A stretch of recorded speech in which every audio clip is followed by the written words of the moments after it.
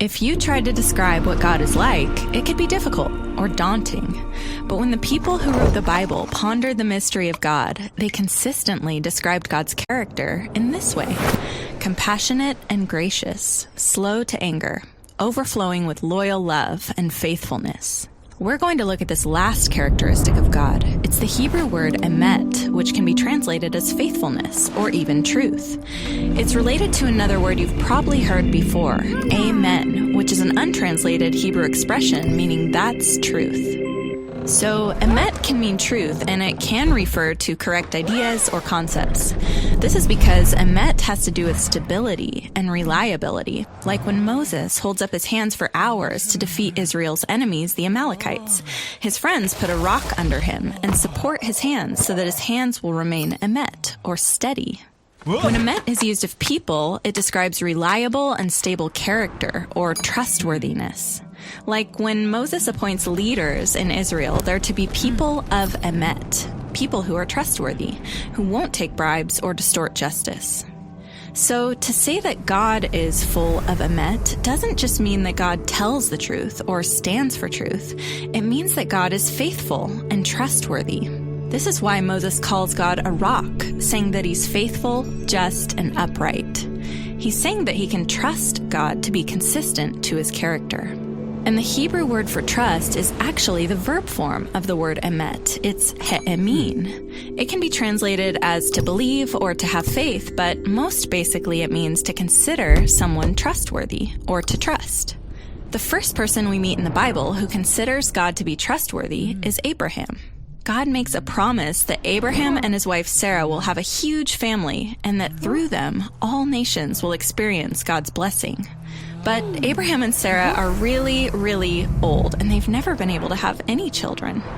And yet, in the face of these challenges, Abraham he'emins God. He considers God trustworthy to open a way forward. And God does show emet to Abraham and Sarah. In just 4 generations, their descendants form a whole nation called Israel. And God invites Israel into a trusting and faithful relationship. And when God leads them out of slavery in Egypt, Israel he'emins in God. They trust and rely on him. But when they come to the land God promised to Abraham, and they find out it's filled with giant cities protected by giants, their trust in God's emet fails. But eventually, we meet an Israelite who does trust God in the face of giants. It's David. He yells at the giant, "You come with a sword and a spear, but I come with the name of the God of Israel." David consistently relies on God. In fact, it said that David walked in emet before God. So David considers God to be faithful and responds with faithfulness.